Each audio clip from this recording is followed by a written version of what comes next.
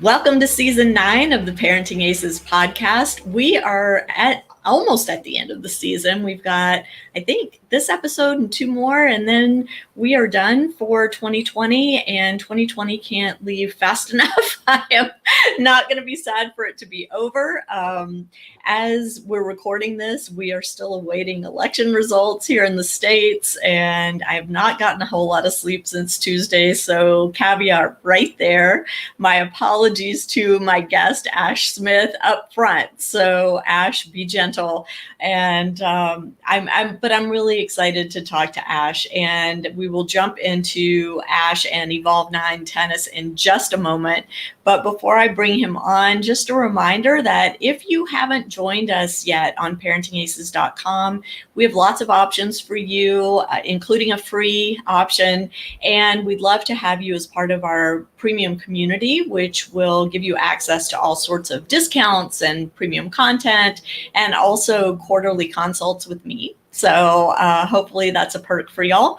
And also just a reminder that there is a lot of tennis going on. And for those of you who listened to last week's episode, I want to encourage you, if you haven't already, to please sign the online petition in support of UMass women's tennis. They need all the support they can get to get their results and their championship, their conference championship reinstated.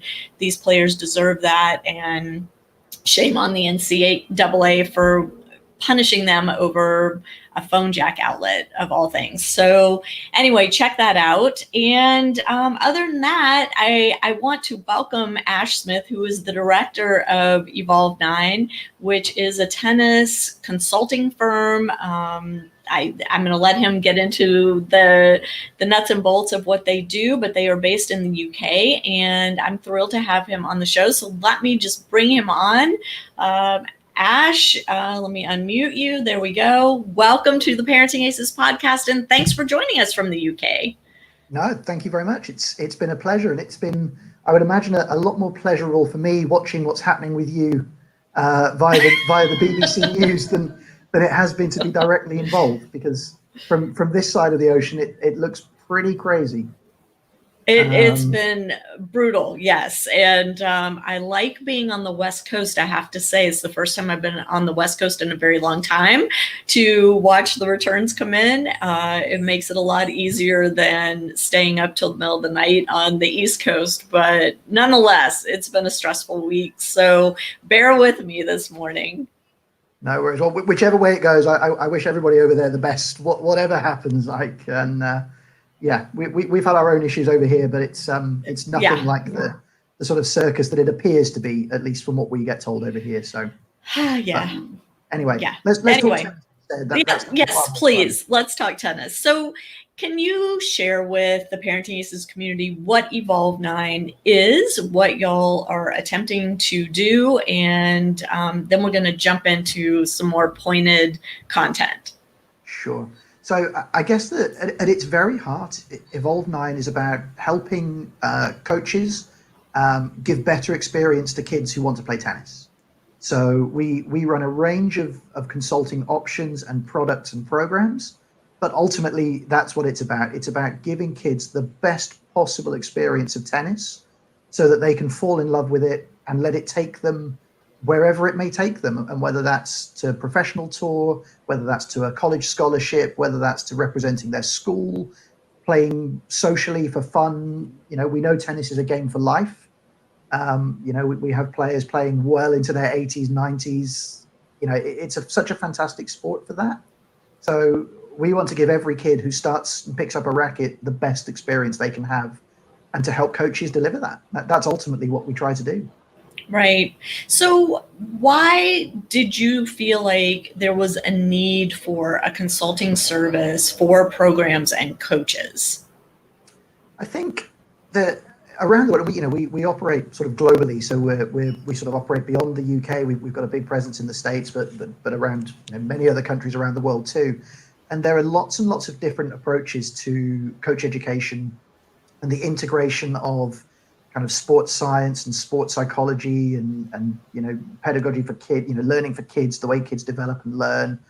And we just felt like there was a an opportunity to bring all of that together and to kind of fit it under one roof, so that coaches who were really, really keen on being the best in the kids' tennis space could find somewhere to go to get the latest information they need, but also to be with other coaches who think the same way.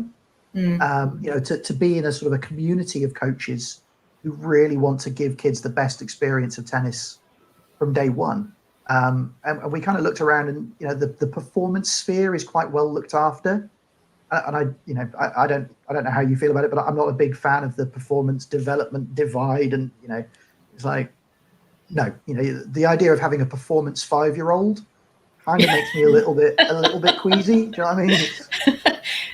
As a parent of a 4-year-old yourself, exactly. You speak from personal experience, right? She's not a performance player. She's just learning to count to 10. Like she's not a performance anything. Bless her. She's awesome, but So that whole concept, I think, made us all feel a little bit, okay, hang on, there's something else that needs to be done first. And if we can get those steps right, then it gives kids the best platform to go on and achieve whatever they want to achieve with their tennis. Right. But we felt like we could bring it all under one roof, and give coaches and parents and facilities the access to that information in one place. I love it. It's interesting. We have 2 coaching education organizations, coaching certifying organizations here in the States, USPTA and the PTR. And when I had one of the testing members of USPTA on the podcast a couple years ago, we learned that they don't test coaches on junior development pathways, on junior competition structure, on college recruiting or pathway to college tennis. These are not things that coaches, at least here in the States, are typically learning as part of their formal coaching education, which is why I've always been a huge proponent of a system of mentors and younger coaches learning from more experienced coaches. And I'm curious how Evolve 9 kind of works that whole mentor angle into things. Yeah, I mean, we're very lucky. So the organization was started by Mike Barrell, who I'm sure a lot of your listeners may have come across in his career in tennis, and especially with his work in the US. And so, through Mike and his connections, we're very lucky to have an incredible network of people that we work with around the globe, who are sort of ambassadors for Evolve 9 and for Evolution Kids Tennis, which is our sort of kids tennis program product, if you want to call it that. So we're very, very lucky that, coaches who do come on board and work with us, they have that access as part of those programs. They'll get, I hate to blow my own trumpet and call myself an expert, or, and I'm sure Mike would say the same, but, we know the research we've done and where it's come from and the experience we've all had. So, people get access to us. We'll be on the phone every month, talking you through your program, finding out what's working, what's not, helping you find solutions to the various problems you're having. And if we can't, we'll find people who do. We just put on a virtual conference earlier in the summer, the It's My Game conference, and we had 40 speakers, all of whom we know and have worked with and trust. And so there's access to all sorts of information through either us directly or the connections we have. But I'm with you 100%. I think the best education I've had in coaching has been through working with mentors. That's not to say that in our country, the coach education system is pretty good. And, we're very lucky that the LTA do a good shift with Coach Ed. But I think the mentoring I've had from different people has made, that's been the difference. Yeah. Yeah, I think it does, across the board, whatever you're pursuing in life, right? It's always helpful to have somebody with more experience to kind of bounce ideas off of and be kind of a checkpoint for you as you move forward through your career, your passion, whatever it is. So I wanted to just really kind of jump into you. Let me just back up a second. You and I have exchanged a bunch of emails, and we've sent some ideas back and forth about topics for discussion. And one of the topics that you sent that I thought would be very interesting and very apropos to this podcast is the topic of how kids learn, right? What motivates kids? What are their needs? and how do coaches and subsequently parents in conjunction with coaches meet those needs and satisfy those motivations. So what you got for us? Sure. I mean, it's such a broad area, isn't it? And we often Right. talk, and you'll hear psychologists talking about extrinsic motivation and intrinsic motivation, and how one is somehow better than the other, and all of these things. And it's great, but it's sort of like giving the instructions to a spaceship to a caveman. You know what I mean? It's like, yeah, that's great, but as a coach on the ground, how do I make that work? Like, Yeah.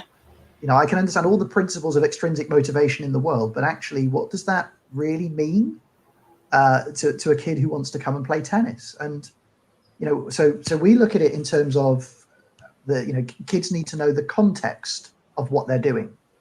Kids love to know why, and boys especially love to know why. Why am I doing this? Why is this a thing? So the context is everything. Kids need to have learning in context of, well, why am I going to use this learning? What will this allow me to do? And then the other big one that, especially with kids, is that feeling of connection. So it's being part of something. And I think, and we'll talk about sort of what the 5 pillars of a great program, because it sort of helps meet those needs. But that feeling of connection is critical. It's why one of the main reasons we see kids wearing their favorite sports team's jersey. Yeah. You see kids walking around over here, football obviously is basically everything. Soccer for you guys is basically everything. So it's why kids who live down near me on the south coast of England are wearing Liverpool Football Club T-shirts, which is way in the north of the country. So it's like they've never been to Liverpool. They've probably watched them on the telly. They've never visited even the city, but they feel part of something when they wear that shirt, and they see their friends wearing that shirt, or they see a stranger in the street wearing that shirt, and they feel that there's a connection there. And that makes me feel like I want to be part of kind of that movement, I guess. And so, kids are motivated. They want to be with their friends. They want to be with their peers. Sometimes they want to do things because it's going to help, with their parents. It'll impress their parents, or my mum and dad do it. And I feel like I'm part of what they do, because a lot of tennis kids play tennis because their mum and dad play tennis. Right. And they went to the tennis club because mum and dad were playing tennis on a weekend. And so they went to the club and batted a ball around on the grass by the side of the court or what have you, and went from there. So that connection with the club is really, really important. And then, of course, you'll also get those kids who are motivated individually by breaking down barrier challenges, challenging themselves to do different things. And I think in tennis, we've got a brilliant sport for finding different ways to challenge kids in ways that they can kind of manage and cope with. Because we're always trying to strike that balance, aren't we, between setting kids challenges that they've got the physical, emotional, mental capacity to deal with. And again, it's finding that right balance between, if they've got just on the cusp of the capacity to deal with this, we can keep them motivated to keep going. And if we set our challenges way beyond that capacity, then we probably lose them. Yeah, they shut down. Yeah, exactly. I always talk with coaches, I don't like the word drill. It's just a me thing probably. But, if you're doing a drill or a practice with a kid, you want them to get 6 or 7 out of 10 right, whatever right looks like, because it's enough success to keep them interested, but enough failure to keep them striving to try and improve. And so if they're getting kind of 3 or 4 out of 10, you do that once or twice, they're going to get pretty bored and go, I can't do this. And if they're getting 10 out of 10 or 9 out of 10, it's like, too easy. What's the point? Right. So you're always trying to strike that balance in anything in your program, whether it's your lessons, whether it's your free play, your socials, whatever you do as part of your program, it's finding that balance. And it's something that video games do brilliantly. How so? I'm not a gamer. I kind of missed that. Like, I'm a little too old, I guess. I have a younger brother who works in the video game industry, so he was born at exactly the right time for it. And then one of my kids is into it, but yeah. Yeah, so we've done a lot of research into kind of the idea of gamification, as it's known, which is, it's the idea of how do you turn a structured practice into something that's a game. And computer games are brilliant. So if you pick up a game for the first time, and level one is easy. Like whatever level one looks like, it teaches you how to do the basics of the game, and you complete it straight away, and you feel pretty good about yourself. I've just been level one, that's great. And if you don't beat level one, it doesn't really matter because you've got another life and you can have another go. So you get kind of a do-over until you kind of figure out how this works and you experience a bit of success. And then gradually, as the levels kind of increase, the difficulty kind of ramps up a little bit. So that level of challenge grows as your skill grows. And again, that's something that we need to strive for in tennis. And, that's one area where having the different courts, balls, and racket sizes is brilliant because it allows you to scale the difficulty of the challenge as the kid develops physically, which is really, really important. Again, that capacity around their physical capability, really important. But also then in games, you see other things that sort of sneak in, which is ways of keeping different people motivated for different reasons. So, for example, some people love collecting. Do you collect? Are you a collector? Not really. No. But people collect sports cards, right? Like Yeah. that's a thing. Sure. Or my mum used to collect like thimbles, like sewing thimbles, and have them in a little display on. And you go, Yeah. why? It's like, oh, I really like. And it's like, why are you collecting that? You don't use them. They don't serve any functional purpose. You just collect, or so people collect all sorts of weird and wonderful things for all sorts of weird and wonderful reasons.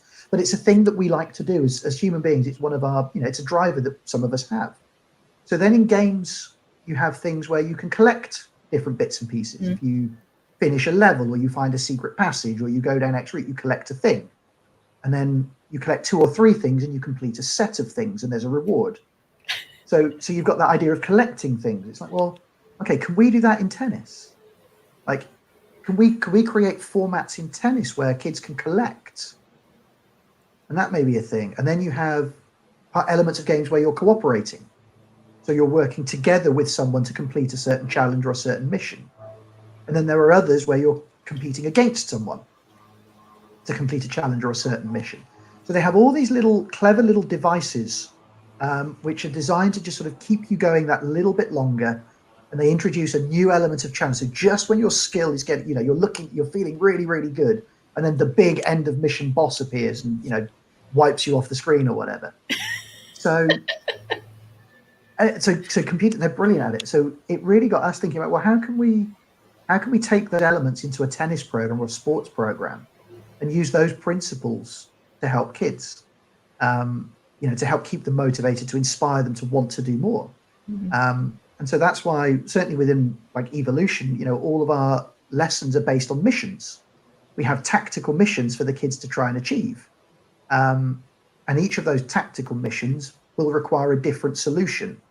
And it might be a physical solution with a racket. It might be a puzzle solving solution. So some kids are really, they love solving puzzles. It's like, well, how can we create puzzles on court for these kids to solve? Because if we can tick the cooperative, competitive, puzzle solving, collecting, we can tick all these different boxes within the context of a tennis lesson. We're kind of giving the kids everything they need to stay motivated and committed and to want to keep going. And then they can achieve a mission, next mission's a bit harder, achieve that mission, the next one's a bit harder. And so you're always just stretching and challenging and stretching and challenging, but in a really supportive way. And that's ultimately the key. It's providing them that support that they can achieve and grow within that environment. Interesting. And we're not just talking about itty bitty kids. We're talking about kids all the way up to age 18. Sure. Beyond. Yeah, absolutely. And I think, motivations probably start to change as kids get older. Some will still be heavily involved with the social side of tennis. I still do a lot of on-court teaching, and I teach a group on a Wednesday evening at like 6:30 at night with 8, 9, 10 kids who are all 15, 16, and they're all in that kind of just doing their exams at school kind of age, and they're all a little bit 14, 15, 16, you're a bit self-conscious at that age, and you don't want to, but they just come because it's hormones. Yeah, we get it. Exactly. So for them, it's just a space where they can come and, again, I'm loath to use the word have fun because fun it's a tricky one because fun kind of runs out at some point. But they can come down, they can have an enjoyable experience. We set it up in a way that they don't feel judged. It's very lighthearted. They get to hit some tennis balls, hang out with their mates, and they come back. And none of them is going to be, none of them's going to be a college player. None of them's going to go and play full time. None of them really, in fact, none of them want to compete. But they just love to come back and play their tennis with their friends, and it's that social piece. Whereas you'll get others who come through their mini tennis, red, orange, and green programs and are going, I'm pretty good. And, maybe they've got a ranking or a rating, and they start to play some competitions away from the club. And then once you get to that point where they start competing, certainly externally anyway, that's when you tend to see those motivations shift. Right. And then they're doing it for a different reason. And they come to lessons because they really want to get good so that they do better at their next competition. And so, the principles apply. It's, I think, understanding the motivator. Why is the kid there? Why does kid X come to your program? And once you truly know that, then you can really serve those needs for them. And that comes to just spending time chatting to the kid, chat to the parent, find out more about them. What makes them tick? What do they like? What don't they like? We always have kids come to us, and the first thing I ask them is if they could order any meal in the world right now for free, what would they eat? That's an interesting one. Yeah, and people just look at me and go, "Are you mental? Like, why does it matter?" And what's weird is I'll remember that before I remember their name. So one kid gets called Pizza for his entire first lesson. Love it. But at the end, he's like, "Mom, Dad, he was calling me pizza all night because that's my favorite food." And so you just sort of build up a picture of each of those kids as they come and go, and from chatting to the parents and about their siblings. And if you show an interest in kids, they'll show an interest in you, and then they trust you that little bit more. It all comes down to communication, which is, at the base of pretty much everything we do here at Parenting Aces is all about building better communication between parents and coaches, parents and players, players and coaches, really opening up that dialogue and making sure that everybody's on the same page. Because if you've got a kid who tells you, hey, I just want to come and play with my friends, I have no interest in playing tournaments, I have no interest in going to college to play tennis, I just want to get good enough so that I can go on the court and play with my friends for fun. And yet you're approaching their lessons, or you've got a parent who's like, insisting that they study the game and watch all these professional matches on TV and read all these biographies. No, it's not going to work, right? No, absolutely. The key thing, I guess, with motivation is that the person has to be motivated they have to want to learn above all else. There's not really a lot you can do. If they're just not motivated to learn, then there's not really a lot you can do. In many cases, there's little things you can do. There's little sort of, I guess you could call them psychological tricks you can try and play to make that happen. But yeah, if they don't want to learn, there's not a lot you can do. But that doesn't mean they can't enjoy their tennis. Right. And that they can't be a big part of the social side of what you used to do. I know Mike always gives an example of a club that he used to run where they used to do an annual trip to somewhere in Europe. And it was just, a few days, they'd take the kids away, they'd arrange with a local tennis club in Belgium or France or Spain or something to do, some fun games and matches and stuff like that. And he'd have people joining his club just so they could go on the trip to Belgium or France or Holland or wherever. It's like they didn't really have that much interest in tennis, but the attraction of that social trip was so strong because it spoke to the bit of the kids that wanted to belong. They came to join the tennis club. And then because they'd done that, they actually started going to lessons and playing with their friends, and they would all get reasonably good, and then they would, play some school. Then the school would go, oh, you're quite good. Do you want to play for the school? Play some school tennis. And it's like, okay. And so it opened up an entirely different avenue for those kids that they would probably never have explored had it not been for the social side of Mike's program meeting their needs. That's so interesting. And I think that, at least here in the States, there aren't, to my knowledge, a lot of coaches who really understand the big picture of offering things like taking a group of kids to the NCAA championships, for example, here in the States would be like a huge draw, right? Because it's college, well, unless it's at Lake Nona, you're on a college campus and, you're getting to experience what college tennis feels like. And you're there with a group of friends and your coach is there kind of guiding the experience a little bit, right? So it's a shame that more coaches haven't gotten creative in that way. Yeah, and John, it doesn't need to be. It doesn't even need to be that sort of, that extensive. Like, go bowling. Yeah. I mean, it's like, take kids bowling, or go and play a different sport for an afternoon. A lot of, certainly in this country, and I'm sure it's the same over in the States. You have facilities where there's tennis courts and something else. Right. If it's part of a country club or a leisure club, or maybe it's linked, over here, a lot of tennis clubs are on multi-sport sites. So there might be a football club, a rugby club, a cricket club, a hockey club, all operating out of a similar area. Mm-hmm. It's like, well, can we do something where, the hockey kids come and play tennis for half an hour and we go and play hockey for half an hour, and then we all go and play football, soccer for half an hour, and then we all have pizza. Or, I like pizza. You can tell I like pizza, right? I've mentioned it twice already.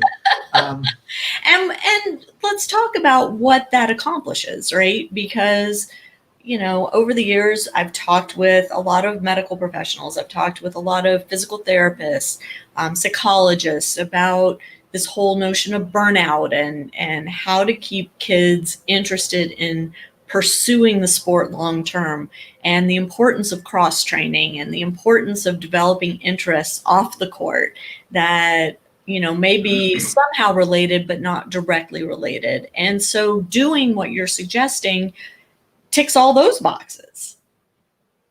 Yeah, 100%. So one of the things, like, I've been very privileged in my career. I've worked at sort of all levels of tennis, from kind of the first time a kid's picked up a racket to players competing at Wimbledon. So I've kind of seen the whole spectrum. And one of the things we know that a lot of elite athletes struggle with, and this is not just tennis, this is across the board, is their mental health. So we've just had there's a famous, I'm going to talk rugby, so sorry for anyone in the state who loses this a little bit, but there's a rugby player called Johnny Wilkinson, who for a long time was basically the greatest rugby player in the world. And he won us the Rugby World Cup in 2003 with a last-second kick. The best player in the world, had the world at his feet for so many years, and he's just written his newspaper column that he writes for, explaining how he struggled for years with depression and mental health issues. You go, well, how can this be? You had the world at your feet. And it simply comes down to being that elite generally means you cut yourself off from your community. You're separated from a lot of your support, because you have to be a little bit selfish to be that good. You can't go out and do X, Y, and Z with your friends like you would have otherwise. And it's amazing how often we see that.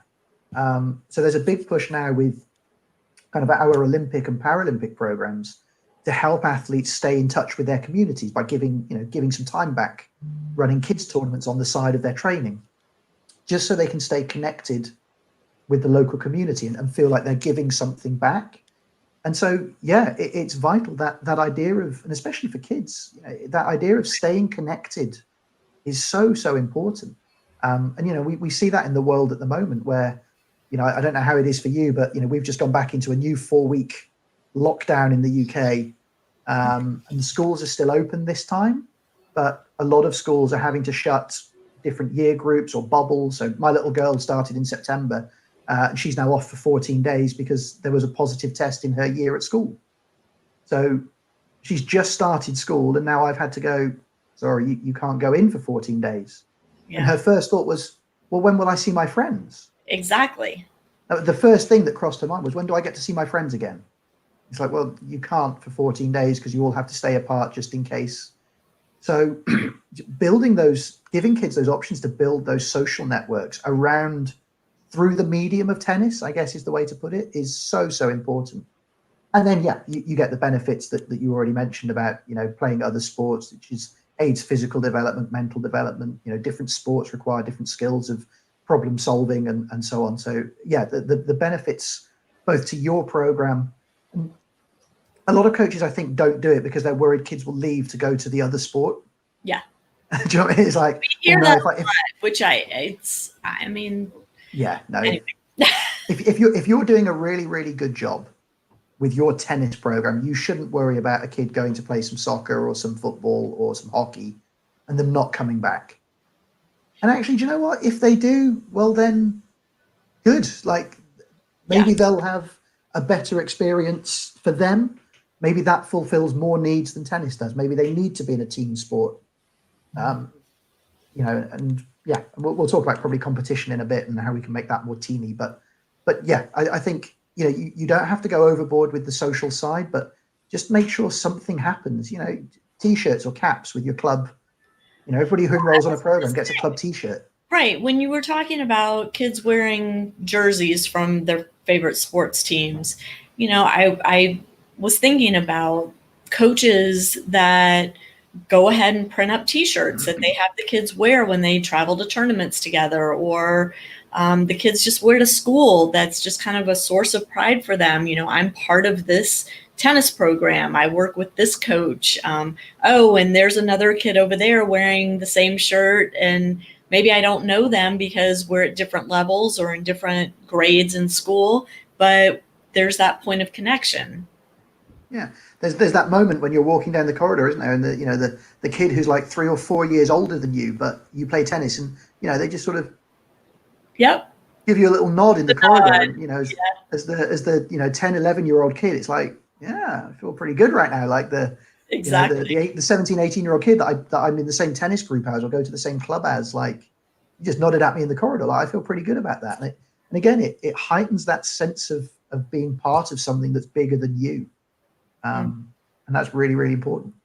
Agreed. Well, let's talk about competition. You mentioned that a second ago. And, tennis, I don't know what's going on with junior competition where you are, but in the States, USTA has just restructured again. And starting January of 2021, we'll have a new tournament structure with different ranking points and all of this. And the impetus behind it was trying to kind of set a standard for the entire country rather than letting each different area of the U.S. set its own way of doing things, which has traditionally been the case here with USTA. And it's very complicated, especially if you move to a different section or you go visit grandma and grandpa in a different section and want to play a tournament while you're there. And, it's been very tricky.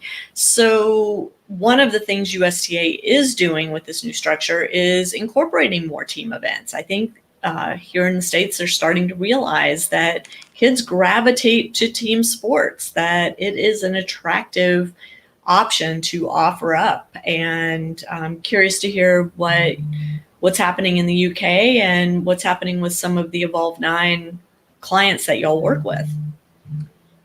Sure. So, yeah, I mean, competition for us is a really key one. And it seems to be the thing that tennis, you'd think tennis would get it right because tennis is built around competition. Okay, ATP, WTA, ITF, UTR, except there's so much of it. But at a sort of a grassroots level, it seems to be the thing that we forget because, so I'm going to use a soccer football analogy over here. So in football, you have a training session on a Tuesday evening because on Saturday you have a match.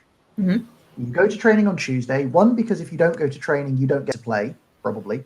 The coach doesn't pick you. And two, you want to be better in the match. So you go to training. And in tennis, we go to tennis coaching on a Tuesday night. And then next Tuesday, we go to tennis coaching. And then the following Tuesday, we have a tennis lesson. And then on Tuesday, we have a tennis lesson. And you go, well, there's a bit missing. Why are you doing, the competition is the purpose. It's the reason you have lessons. It's the test. To get better at tennis. It's the mission. It's the end mission. It's the big boss in a way.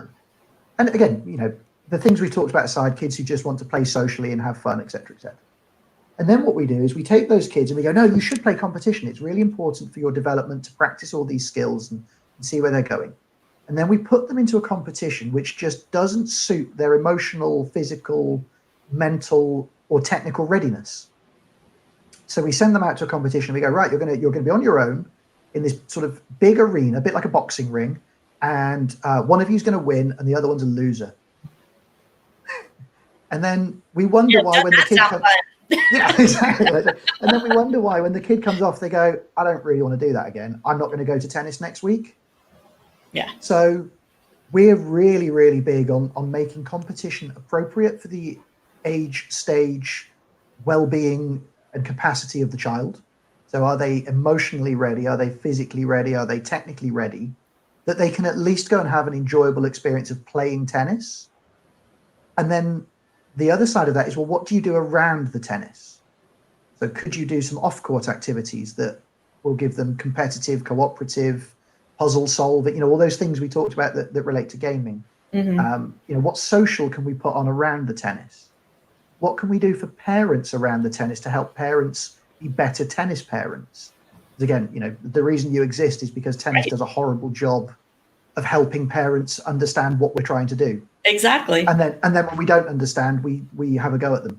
Yeah. So that's another. We'll probably come on to that shortly, I'm sure. Coaches don't like tennis parents so much. It's bizarre. It kills me. We'll talk about. We'll definitely. I'll be on my soapbox for that one for sure. Oh, good. Okay. So what can we wrap around and then how can we make the tennis appropriate? So team competition is great because it just takes that little bit of pressure off the kid. Mm-hmm. And how can we devise formats where the kid can still contribute even if they're not winning? And I'm not one of those, don't get me wrong, I'm not one of those people that's, everybody gets a trophy day. It's not about that so much, but it's how can we reward kids for doing the things that we've asked them to do and trying to do them as best as they can. So if a mini red player loses a tiebreak 7-3, instead of losing, he gained 3 points for his team. Mm. And there are so many ways as coaches we can be creative to, yes, the person who won still gets the big reward because they deserve it. That's how it works. But equally, how can we still encourage the kids that aren't doing the winning to feel like they've still won in their own way? Sports with personal bests, what we call the CGS sports, centimeters, grams, seconds, they're fantastic for that. Mm-hmm. Because I know if I'm in a 100-meter race against Usain Bolt, I'm not winning. Right. I'm probably not finishing it this week. But he can do, 9.6, whatever. If I can beat my bet, if I can beat 11 seconds, that's a personal best. I can't do better than that. But I know that. And it's kind of makes it okay. Well, I beat my best, so I know I did a good race. But tennis, we have to find ways of doing that. I think that's part of the mindset behind UTR, right? To encourage kids not to give up in a match, to reward games won.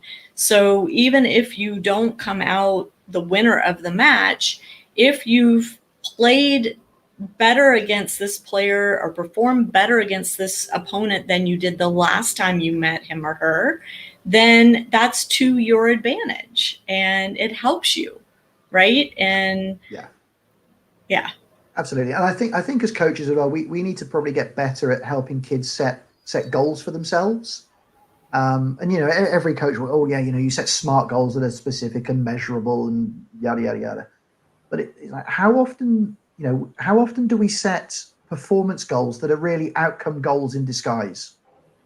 So, for example, we say, right, in this match, you've got to hit less than 3 double faults, and we'll call that successful.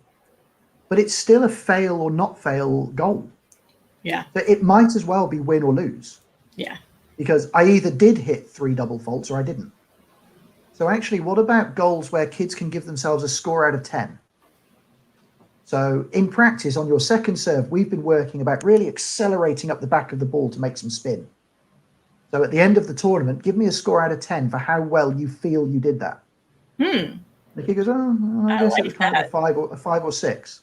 Okay, well, why a 5 or 6? What do you feel you could have done Oh, well, in the second match, I got a bit nervous and a bit tight, and I didn't accept. Okay, cool. And then the next training session, we can work on it. And the next tournament, you go, right, today I'm gonna give myself another score out of 10. And so then you get into what I would class as a real performance goal or a process goal, because it's things that you can rate. And on a different day, it might be slightly different. And it's not about comparing this week to last week, saying, oh, this week I've got to get a 7. It's about understanding why you gave yourself the score you did, because that unlocks the door to the next bit of practice. And this feeds right into that whole idea of tennis being a vehicle to prepare kids for life, right? And 100%. developing this type of analytical skill set, self-evaluation skills, rating skills that are going to be applicable regardless of what they do in their adult life. And I just think these are the kinds of things that excite me about tennis, is talking to people like you, Ash, who understand that this is not about hitting a yellow ball across a net into, a set area between some white lines. This is about so much more than that. And I think tennis, we've just not done a good enough job at telling that piece of the story. No, 100%. And we're really big, certainly with the evolution sort of program product. We're really big on having a behaviors framework. We call it Court Warrior, and it's about rewarding kids for displaying, those behaviors that you've just talked about, the behaviors that not only translate to tennis but to life. I did a series of things in the summer at my club. Now, when we were open, when we were allowed to do things on court for that sort of, we had about 8 weeks where we could under control. Yeah, we had about 8 weeks where we could do stuff. So we did a lot of team competition, and we had our club. We have 4 values, and each of those values has behaviors. So we look at leadership, resilience, respect, things like that. And each of them's got like little, to show leadership, I will help other people within my club to, do better. Respect looks like this. Resilience is keeping going even though it's really difficult, stuff like that. And so we would give points for teams for winning tasks, winning missions, achieving X, Y, Z. But we would also give out bonus points when we saw kids displaying those values. So if we saw a good example of leadership or a good example of a kid who, we did some physical stuff, and one of the kids said to me at the start, I really hate this practice, but I'm going to do it. And I went, that's awesome. Like, how fantastic is that? He's like, I hate doing this thing, whatever. I can't remember, it might have been a hexagon jump or a cone drill or something. He's like, I hate it, but I'm going to do it. I was like, that's awesome. Like, bonus points for you, dude. Like, that's brilliant. Yeah. And what we found was that almost every single time, the team that won the tennis was the team that had displayed and won the most values points. Almost universal across. I know, and it's like across the 8 weeks, it's like you got the blue team won, but the blue team, they were the ones that displayed the most performance behaviors. And it didn't take long. A couple of weeks in, the kids were like, right, we need to be on this because it helps us win that. Yeah. And so we'd have those conversations at the start of the day and at the end of the day with the parents for pickup, and kind of go, look, this is why this team has been successful pretty much, because they've displayed the behaviors that help them succeed. Yeah. So yeah, we can, I had a message from a parent this week that said, he's loving his lessons at the moment. School always tell me that he's really quiet and lacking in self-confidence, but his tennis is really helping him build confidence in himself, and that school have started to recognize that he's changing a little bit. I was like, and he's a decent kid. He's a good sort of orange level, like 9-year-old, but he's never going to set the world alight. Right. But it doesn't matter, because it's having an impact. Because we teach from that kind of values-based system, it's having an impact on his life outside tennis. Yeah. And if you'd asked the me of 10 years ago, when I was like really into performance and all of this stuff, I'd have been like, yeah, whatever, that kid, he's not going to be a performance player. He's not going to go to college or whatever. Right. It's like, whereas now it's like, no, there's a much bigger picture. Yeah. And maybe he's a late, maybe he will go on and maybe he'll suddenly click and he'll get inspired. But if he doesn't, that's cool, because he's going to be a better human because of the work he's done with his tennis. So that works for me every time now. I love it. I love it. Well, our hour is like zipping by. This is crazy. Yeah, it is. You're right. I know. So you mentioned. Should we talk parents? Yes, that was my transition to. We can't leave this conversation without touching on this parent-coach headbutting thing that seems to go on constantly and on social media. I know you see it like I do, and I try to come to the rescue of the parents, try to come to their defense, but sometimes some coaches just aren't having it, and some parents aren't having it. So let's dig into that. What's going on? Let's dig in. I'll preface this in two ways. Way number one is that every parent, and this is every parent that I've ever interacted with, does it for the right reason. So whatever behaviors they may display and whatever we as coaches may think of what they say, how they stand, how they act, whatever they behave, they're doing it because they love their kid. Right. So they're not doing it to be a deliberate pain in the ass. Like they're not doing it to be annoying deliberately. They're doing it because they want the best for their kid. And the second thing to preface it with is you can't blame people for displaying behaviors that they've never been educated against. Mm-hmm. So if you've never taken the time to sit down with the parents and go, look, to be really, really helpful, these are the kind of things you could do. This is what's going to help me as the coach, and this is what's going to help your child. You can't blame them for doing something different. Right. Because they're doing it for the right reason, even though it may not actually be helpful.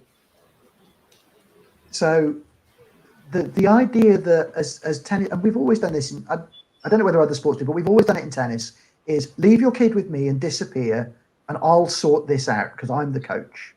Mm-hmm. And I always say to coach, well, how often do you see, let's call him Johnny, how often do you see Johnny? Oh, he comes to me for an hour a week. I was like, okay, cool. How often does he go to school? Well, he goes to school for 6 hours a day for 5 days a week. Okay, so like somewhere between 30, 35 hours, something like that. Yeah. Okay. How often is he with his mum and dad?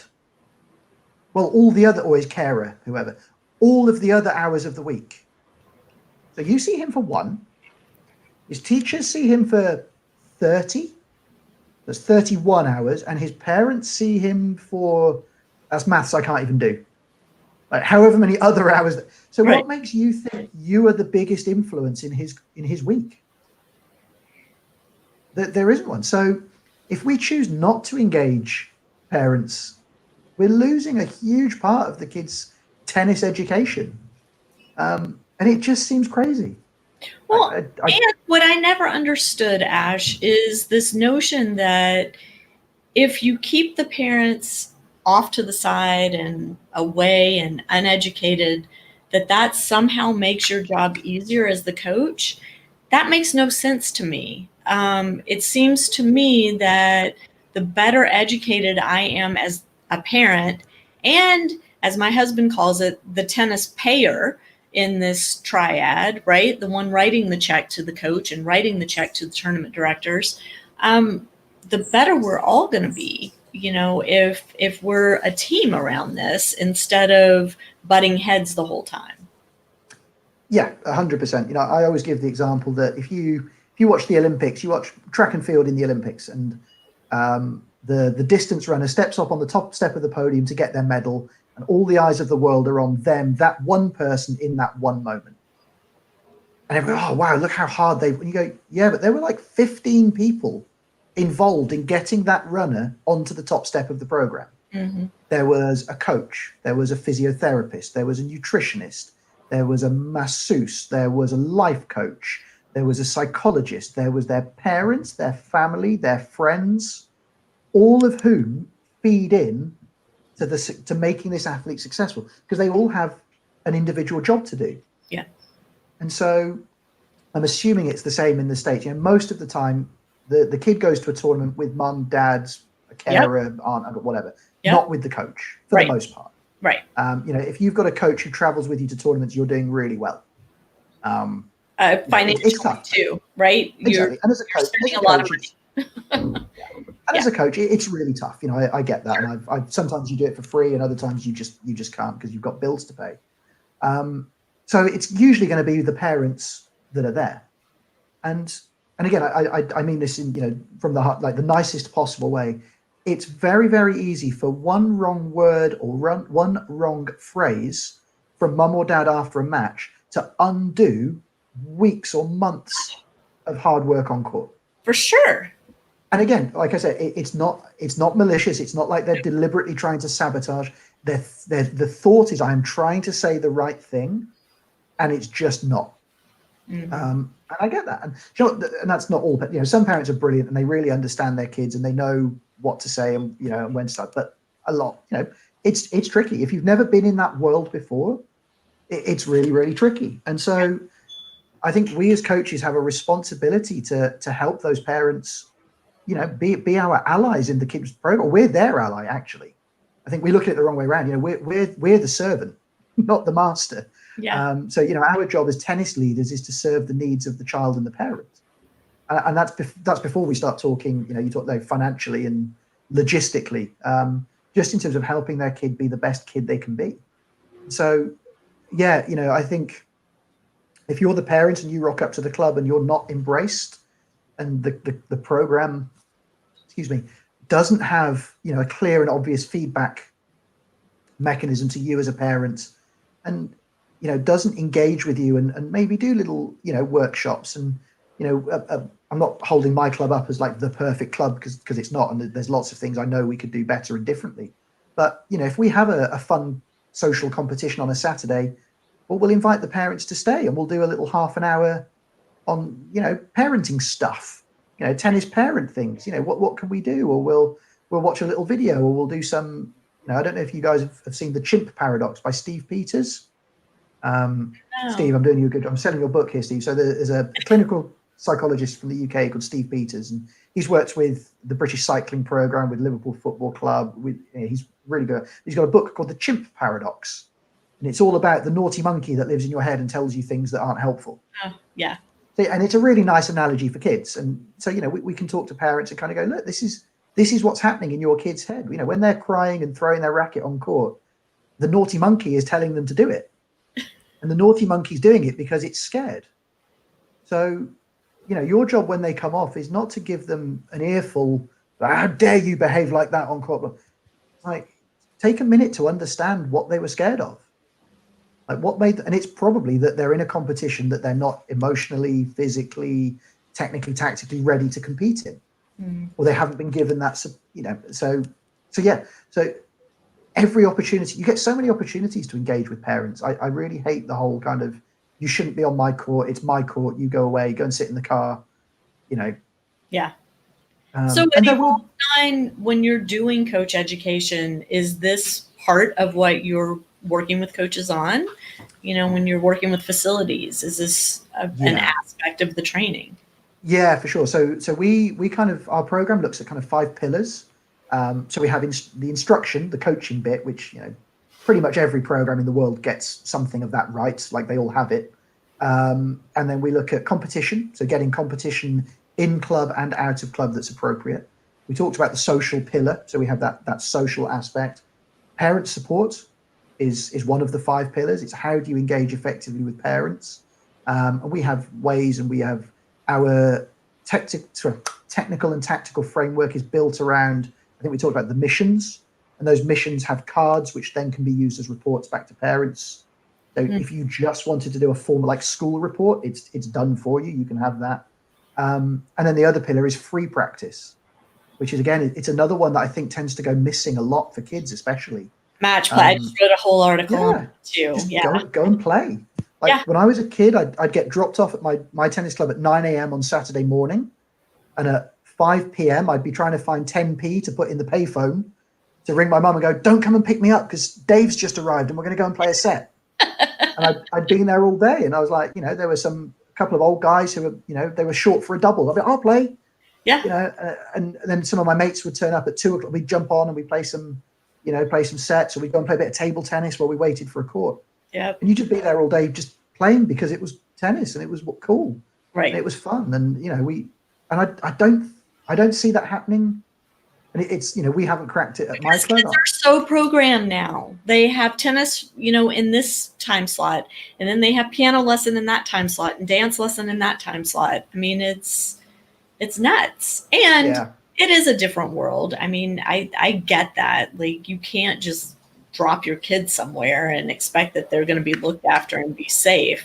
It's just not the way of the world anymore. But there is a middle ground somewhere in there. Yeah, I think so. And I think the more we can, like you say, we need to probably, as program managers, as coach program runners, we need to facilitate a little bit more than, like you say, than we used to. But if we can program in time where courts are available for juniors just to turn up, or, we can ask one of the older juniors, or one of the performance players, to use that label again, to give some time back to run some fun match play things for kids on a Friday evening and stuff like that. The more we can create those windows where they can come and play for free, to not feel that they're judged, to go and hit hot dogs and round the world and behind the backs and do all those things that we would frown upon them doing in our instruction sessions, right, that are actually really important. They're really important for the development of skill. So let's give them sessions where they can come and do those things without fear of being told they're messing around. It's like, no, go and mess around. And learn improvisation and create new strokes and shots that, are effective in matches and that take your opponent off guard, right? Like, encourage 100%. That creativity. It's not all, the Federer perfect forehand and, whatever. There's very little opportunity for kids to innovate on a tennis court anymore. Everybody's so married to teaching forehands this way and backhands this way and serves this other way. And, God forbid you get a kid that comes on the court and wants to do things a little bit differently. Kind of the mindset is, no, this is the proper way, do it the way I'm teaching. It kills me. I went to going back to sort of last summer now, when the world was normal again. I went to it was a national level event that was being held at a club locally. And there was I think he was 8 or maybe 9, but I think he was an 8-year-old. So playing kind of orange ball tennis, hitting a one-handed backhand and serve volleying. And I was watching this kid thinking, I love this kid. This kid is awesome. And like, he just played with freedom. He's just ripping this backhand and like hitting serves and coming in and hitting like volleys off his toes. And he was missing 50% of them, but it was cool. I was just like, I would put money if I came back in 4 or 5 years, 3, maybe less, maybe 3 years, and saw this kid again. He'd be 5 feet behind the baseline, like grinding. He might still have a one-hander, but probably a 2. Like just grinding from behind the baseline, because that's what's going to win him matches now. And I was just like, it would be, I really hope I'm wrong. And I hope, if I get to see him, if he comes back to the event next year, if it's on again, I hope he's still ripping one-handers and serve volleying. Yeah. Because that's the way that's his expression of tennis. Like, that's the way he loves to play. And yeah, he probably won't win now, but I'd put money on him if he sticks with it. He's going to have a good college career at the very least. Yeah. Because he was very accomplished. His shapes were really nice. His motor patterns were really good. And I just hope nobody coaches that out of him because they want him to win today. Right. He doesn't need that pressure. Like, no, kid, just play tennis your way. And, if you make it work, you'll be fine. Yeah, I love that. Well, we are at the end of our hour, sadly, Ash. So that just means we have to do this again because we have way more stuff to talk about. And meanwhile, it's dinner time, I guess, where you are, and my day's just getting started here on the West Coast. Yeah, it's bed and bath time for my little one, so I'm going to go and make some bubbles in the bath for her, and I love it. We'll go and do that. Well, thank you so much for joining us. It's been a pleasure finally getting to see you face to face and getting to speak with you. And to those of you watching or listening, thank you so much for tuning in, and we'll catch you next time on Parenting Aces. No worries. Thanks ever so much. Thanks for listening, everybody. And a quick plug, if you want to go to itsmygame.net, you can find all the details of our conference, or you can come to evolve9.com and find out a little bit more about what we're up to. And hopefully we can do this again and chat some more tennis. Absolutely. We will have all those links in the show notes on parentingaces.com. So make sure to check on Parenting Aces or on your favorite podcast app. We're everywhere. So catch y'all next week.